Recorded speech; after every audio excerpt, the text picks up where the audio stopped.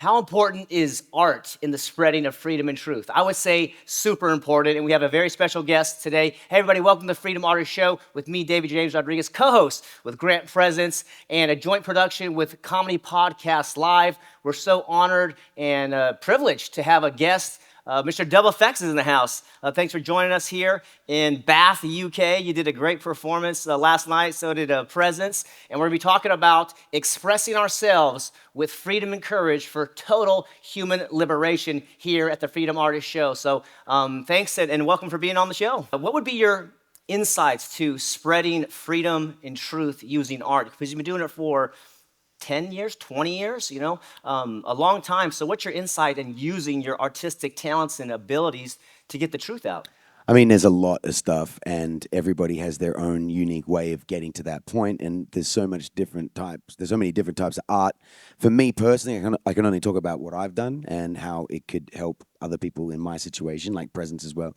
I'd look. The most important thing I would say to begin with is to recognize what your goal is. Like it's not just about spreading the consciousness. You've also got to make a living. You've also got to. It's got to be sustainable, essentially, and you got to have an end goal in mind, and then you got to work backwards from there. And that's what I did. I had these visions. I knew what I wanted to do. In the beginning, I knew I just wanted to travel the world, make music, perform in front of people. The idea of a conscious message wasn't really in there. However, I don't have the ability to write music about being a gangster or being super depressed. I don't have that in me. It's not who I am. It's not my personality.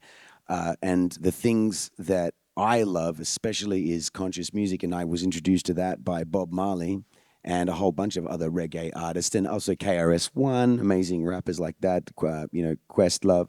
So that was what I was always inspired by, and I just dug into what I wanted to say on that. And everything that I sing about just comes from the same place, and that is just like the idea of being aware of myself, being powerful in my own spirit, and understanding who I am, what I want, and just, I guess, being autonomous and self-empowered. That's probably the most important message, and I put that in all my music.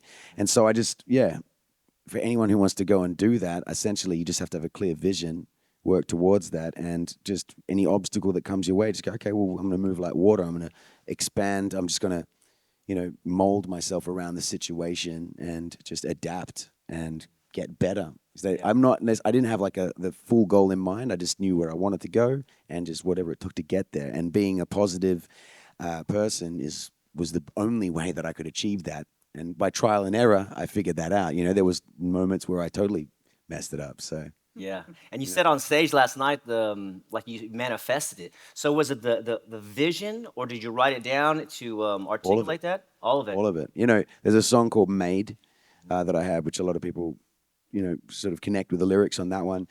And I wrote that down, and it started off as a manifestation, sort of like trying to put it into words, what I was doing. But it turned into a song as I was writing it, and it just became a thing. It became almost like a mantra.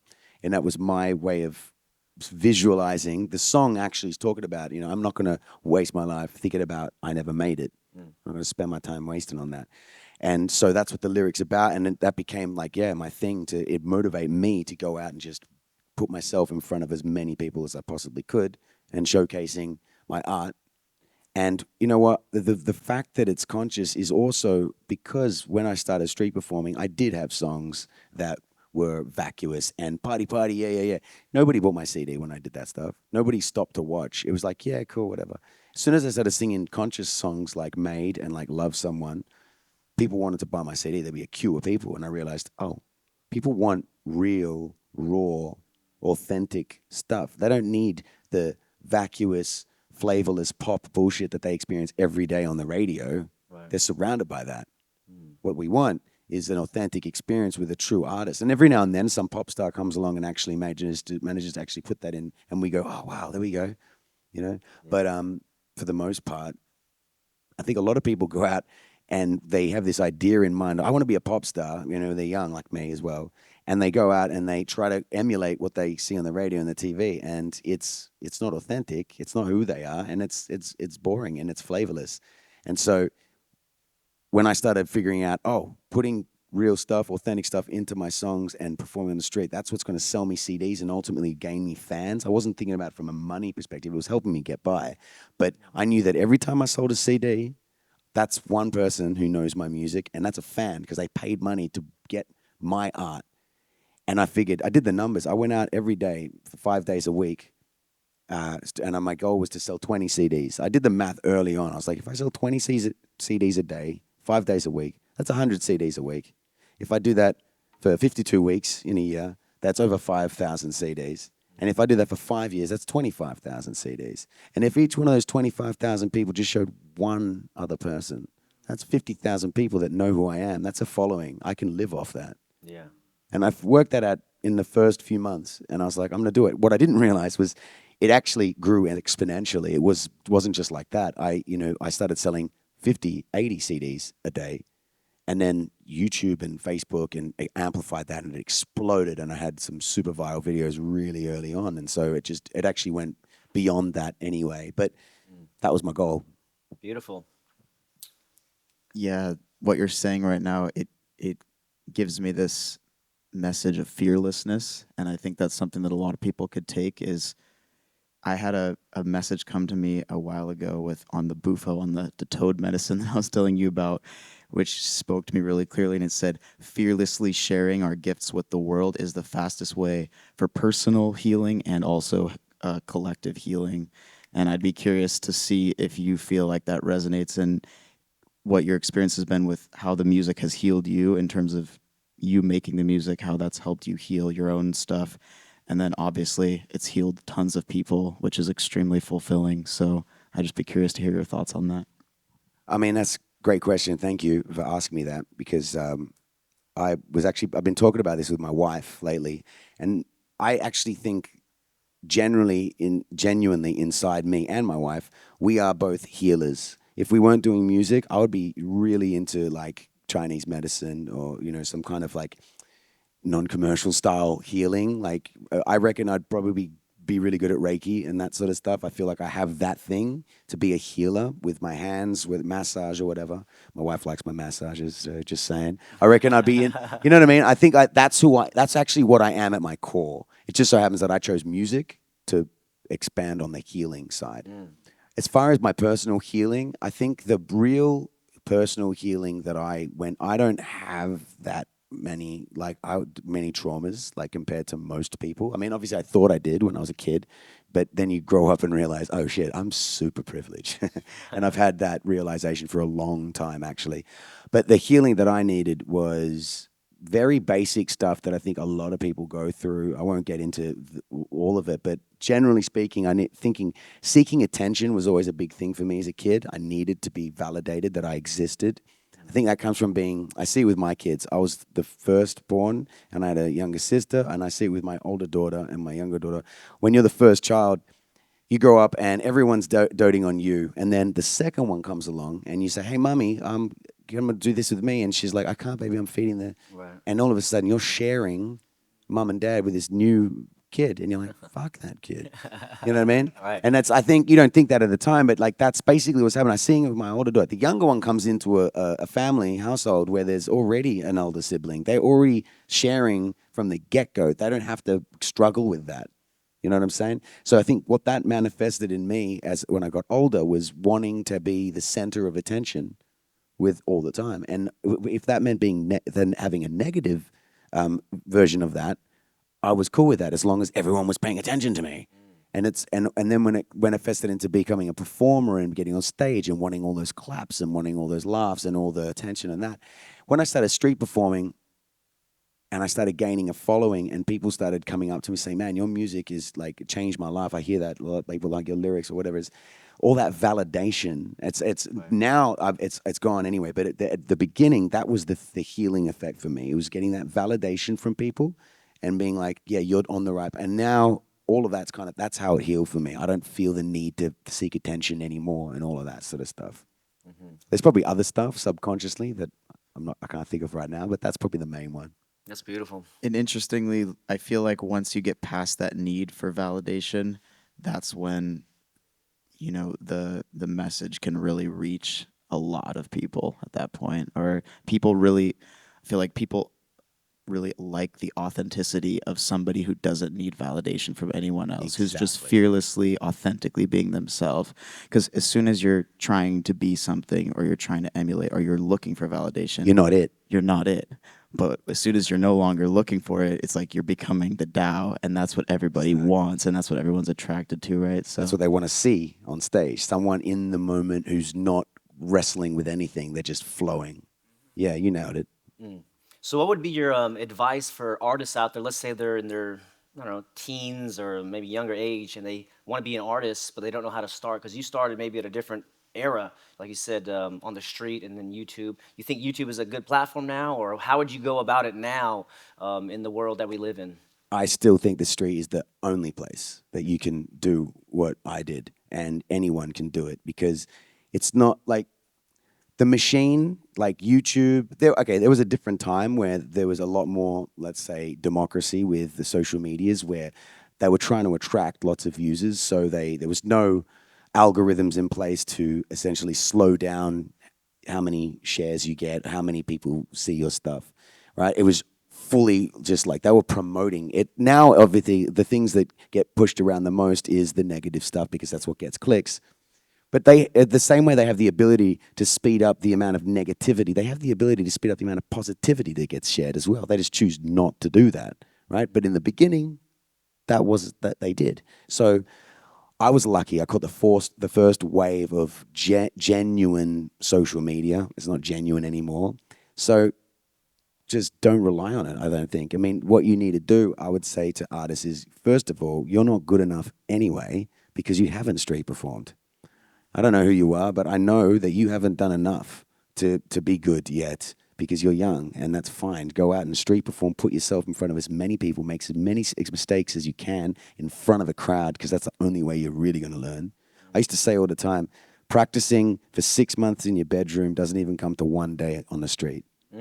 Seriously, 6 months on the street, you're a freaking maniac. You're a savage. I mean it. So it's like, go out there. And also, don't just go out on the street and be like, oh, nobody likes it, and just go home, right? Figure out, okay, well, why? Why don't people like? Why are people not buying my CD? Is it because I'm all hunched over and I'm not looking at my shoes the whole time? What is it? So adapt, figure it out, work on it, just record yourself, get better. And then once you are fearless and, convinced, you got enough conviction flowing through you, the audience will gravitate to you, and then your socials will go up anyway because that's the other thing. Posting, everyone has this thing about, I need to keep posting so that people know I'm relevant. No, what you want is other people posting about you. That is the most powerful thing. When other people share your shit, you don't have to share it. And that's the real goal. I never posted, none of the videos that went viral for me are on my channel. I didn't post any of them. All the ones over 30 million views on other people's channels, I don't make money from those. So go out there, put yourself in front of as many people as you can, get good, and then the shit will come to you. So the videos that got 30 million views, was it good videography or is it good music or both or just a hit song that people loved and they shared it regardless of the video quality? I think it's an element of all of it because I think I was well prepared. By the time those viral videos came out and exploded, I'd already been doing 3 years of living on the street and in a van, street performing all over the world. Sold thousands and thousands of CDs. Like I'd sold at least 50,000 records at that point. So I knew who I was. I knew what WFX was. I knew what I was doing. And before that, people would film me and put it on YouTube with their shitty camera phones. These days are incredible. They don't distort the audio when you record it. But back then, it did. It would the wind, all this shit. So there was videos on YouTube that looked okay but didn't sound good. And then the one that I recorded in Bristol, the first ones that popped off, I said, hey, why don't I record the audio this time? And so it was amazing is there's something really magical about the Love Someone video. There's a few things that all came together that created that viral video that actually I couldn't have planned for. But when you do it enough times, they happen. But what happened on that day specifically was, first of all, when he set up a camera in front of me, normally I would perform and hundreds of people would just come and watch the show. because there's a guy with a camera in front of me on the street, nobody wanted to come and stand around. Or they thought we were just filming something and they just minded their own business. So first of all, there's nobody watching me, which makes a lot of the people on YouTube go, why is no one watching him? That became a thing that people commented on, right? Oh. Then you got the fact that I wore a shitty pair of pants that were like ripped, and there's people saying he looks like a homeless guy because I just happened to wear a shit pair of trousers, and I just wasn't. The aesthetic had a particular thing where I looked like this guy who was desperate singing in the street, and nobody was listening to him, right? That's not even true. I had nicer pairs of pants. I just didn't wear them that day. I had nice pairs of trousers, as they say in England.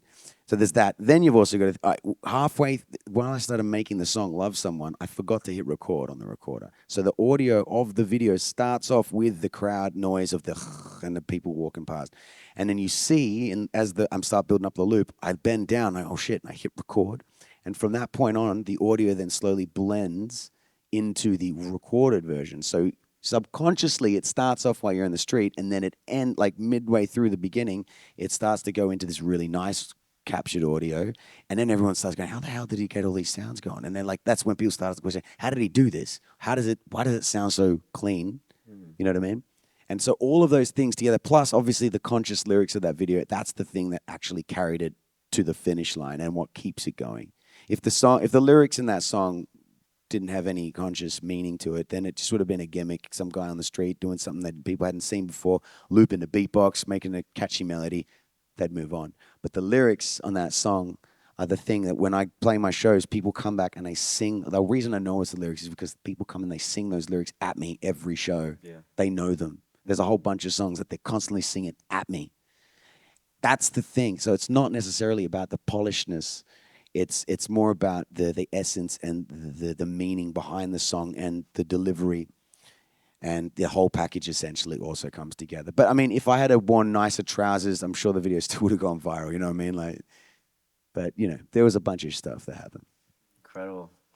Any other thoughts here? I have to have a few more if you don't. Yeah, that's just so inspiring for myself. As the first thing that you said is go out on the street, you're not good enough. And I feel like that's what I really need to do right now. I feel It's so true. inspired to do that. And it's just something that I've had this bug in my head for a while, thinking like that would be really helpful. And just hearing your story makes me like, all right, let's do it. Let's go and do it. And you're good enough, man. I mean, you looks like you've done. You could probably learn some stuff from street performing. I don't know what it is. I can't tell you that. You will learn that. You'll know in yourself, because what it does is it cuts away the fat. Everyone goes.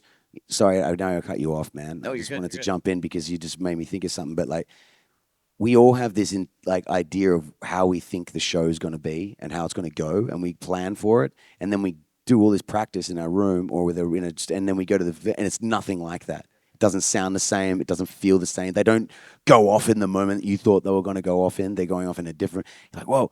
But when you street perform it, you really know exactly where the pieces lie. You know what works, what doesn't work. When people don't want to listen to you, you know that bit's shit. And when people really want it lining up to buy a CD, that bit's good.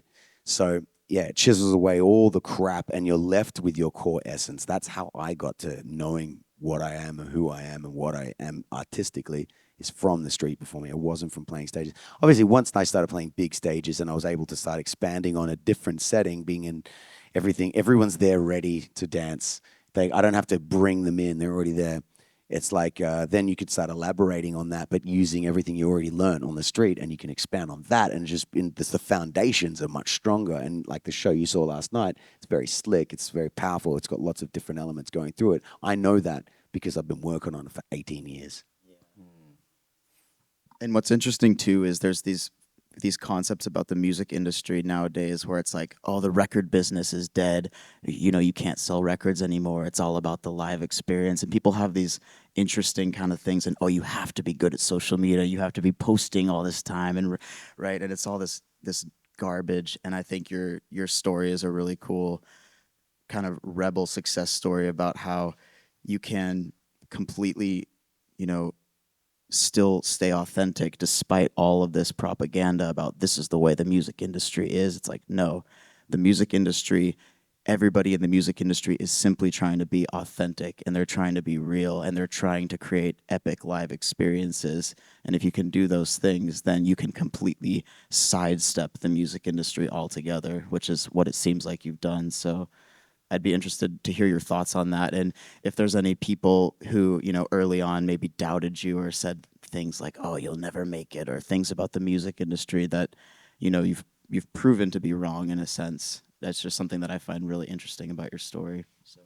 Well, I don't want to lie. I mean, I'm obviously in the machine as well. I'm on Spotify. You know, I've tried out things with labels and agencies and stuff, and there are perks to it, and then there are disadvantages, of course. So it's like there's rough with the smooth at the end of the day. But the way I view the machine and the system is it's like a giant Hoover. It's just trying to just suck up people and suck people's talent and just to make a clip of all these people who are already just like desperate anyway. And like so many of these business models, like, but I signed to this thing called Believe Digital early on. Stupidly, I shouldn't have, but they, they put me down the red carpet and they showed me what they were going to do for me. They said, this is what we're going to do. We help collect money from all these different places to make sure that you get paid, and we take a small percentage. Turns out they take a massive percentage, and then they started taking stuff for things that they had no business taking, like from my YouTube channel.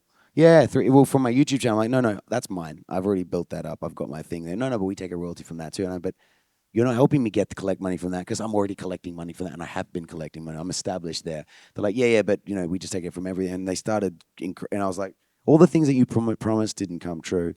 And then when I tried to leave, they're like, yeah, but there's a 3-year clause, so you're gonna have to stay. We have to take money from it. It's like they're just sucking up. They're using me to just and many other artists just to take a little clip to do not much, basically. So that's what the whole machine industry is like. I mean, OpenAI is doing it right now. They've been collecting all of our data. It was open source, saying, here you go, we put your stuff in here. We'll help make your thing better. But what they've been doing is training their model on all of us so that now they can spin it around, flip it, and put a price tag on it and say, okay, now you want to use us against us. You know what I'm saying? Yeah. So they all do that. That's what record labels do. They prey on us. So I'm not saying that you don't use it because, again, I do use it, but I just am aware of how it works. And so I know how much of myself to give away. For example, whenever I make an album, I assume that I'm not going to make any money from it.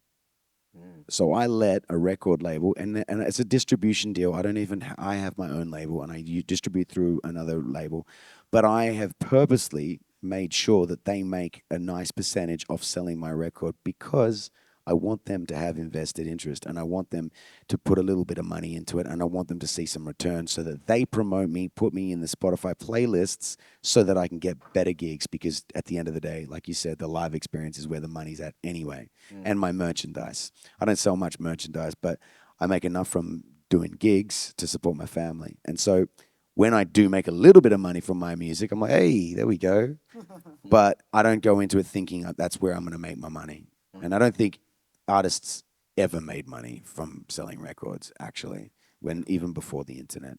So, it's better if I figure out how to get them to promote you and make money off you so that people know who you are, and then make your money elsewhere using your own art and brand, essentially. And kind of flipping the script, you're the boss. You're deciding what cut you pay them of the record rather than them deciding what cut they pay you of your record. Exactly. Right? It's like you have to take ownership, and that's, it's the self-ownership thing. So Exactly. A lot of the time as well, and I actually upped the percentage. I said, I want to give you guys more, and I want you guys to put more money into the promotion. So I said, you guys take a bigger percentage and spend more on it. And that gave them, they were, oh, okay, cool. And that record did really well. And then the second, that was for Thinking Clear, the record. That So Are You tune is now my most listened to track on Spotify, and that was the lead single of that album. The next a couple of years later, I released a song, my album Roots, and I was like, you know what? Screw the label. We're going to do it ourselves because we know all the publicists that label used. I want to see what happens if we put the same amount of money independently and try and release the record.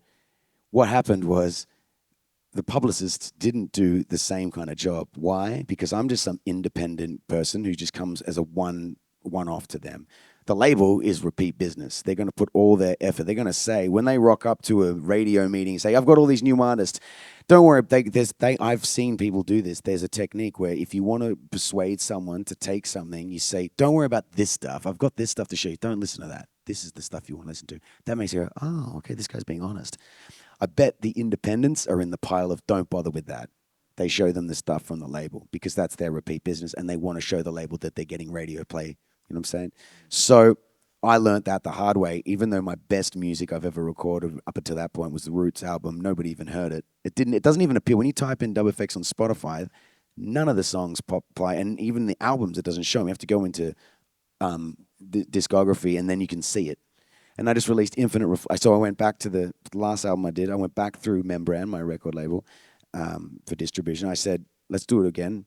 And now that one appears straight away on Spotify. They have that clout. They know how to, they put it in the playlist. So just give them your money. Let them promote you. Make a clip. It's fine. If you're aware of it and know how to game it, then it's fine. Beautiful. Exactly. All right, we're wrapping up here. Thanks for sharing some deep insights, live gigs to make some money, merchandise to make some money.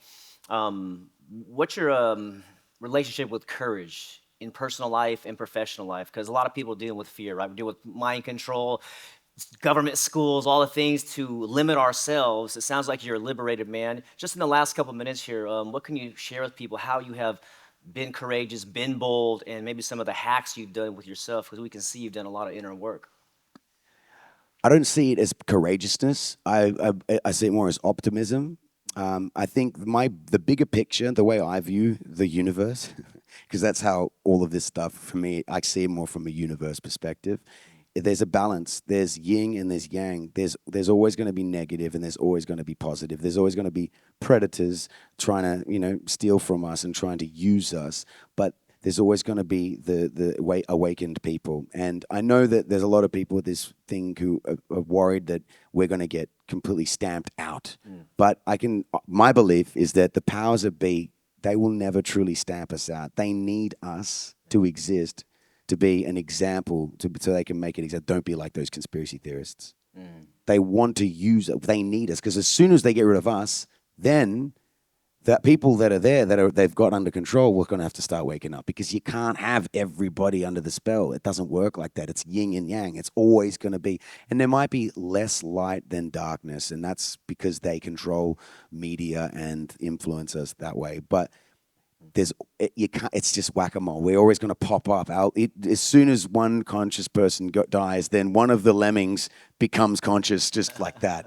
That's the way I view it. Yeah. So I don't think it'll ever. People think we're building towards this thing, and there's gonna be this moment where it's never gonna get there, in my opinion. I mean, in the 70s in America, people were saying in the Reagan administration, when Vietnam was going on and Watergate and Black Panthers and shit, everyone was like, it's all gonna, kick off. We're gonna America democracy, all gonna destroy, blah, blah, blah. It just kept going. The 80s came, and the 90s. Like, there's never, they want us to live in fear that this thing's going to happen. It's never going to happen. They just want us to be in that perpetual state of fear, because that's what makes them money and stay in control. So I believe that I'm relaxed about the whole thing. I'm not worried about the future. I know there's always going to be people like us that we can take solace in, and all the masses are always going to take the piss out of us, and that's fine too. Fuck them. Seriously. Yeah. And most of those people are in my family. So, me too. I mean, who That's cares? par for the course. Right? So I have empathy for them. I have compassion for them, but fuck them. Yeah. Very nice. Well, Sorry, that's a weird way to end it. But we need truth on the planet. So this is the insight from a true artist doing great things on the planet. So thanks, Double Effects, for sharing some insights about the business and a little about your personal life. And co-host, Grant Presence, thanks for being here. Big respect. Big respect. Absolutely. Boom. And thanks for joining us here at the Freedom Artist Show with the joint production of Comedy Podcast Live. We are expressing ourselves with courage and freedom for total human liberation. We see you guys on the next show. Let's take more mushrooms.